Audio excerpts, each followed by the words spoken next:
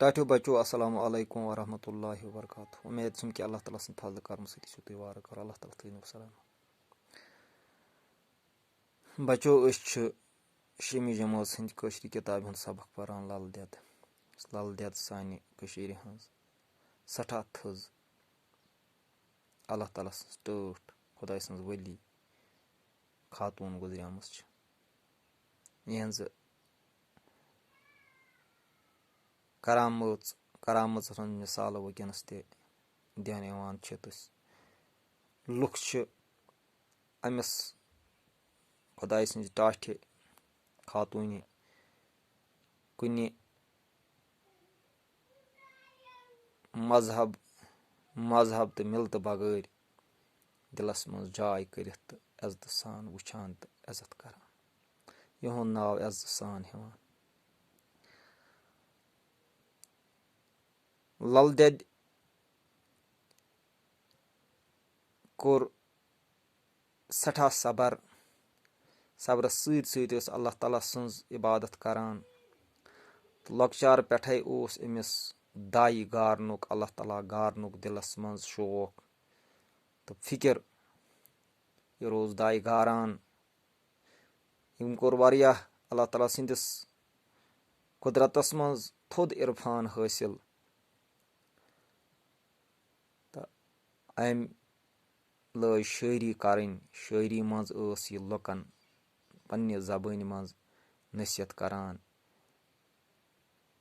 शायरी हंद जरिए यह लुकन वनान कि अल्लाह ताला कम गर्ज खतर या दुनिया मज पौद कर तो अस क्या कर तो क्या त्राउन कत सच पकुन कम नश लोब रोजुन अम सं शायरी वाक वनान।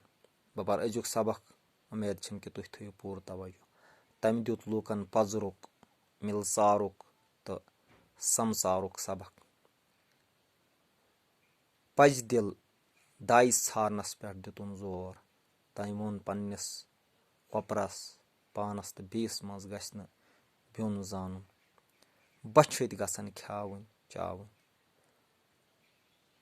थकनावन खतर गछ न दाई सज इबादत करन तमाम जव जचन सत गछ रुत वर्ताव करन।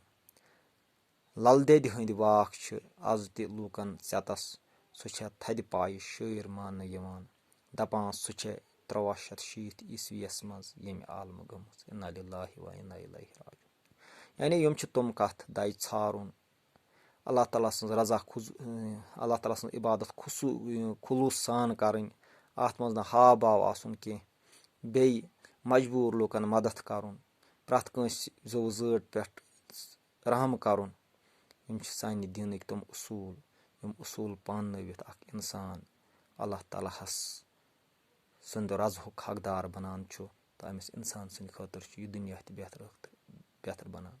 बच्चो अस पज अत सबकस सनुन वार तो यम अत मन नसीहत यमन पे अमल कर पज तह पन जिंदगी त रज बनावन तो यह दुनिया खत रुत बनावन तो आखरत खतर त सामान पौद कर।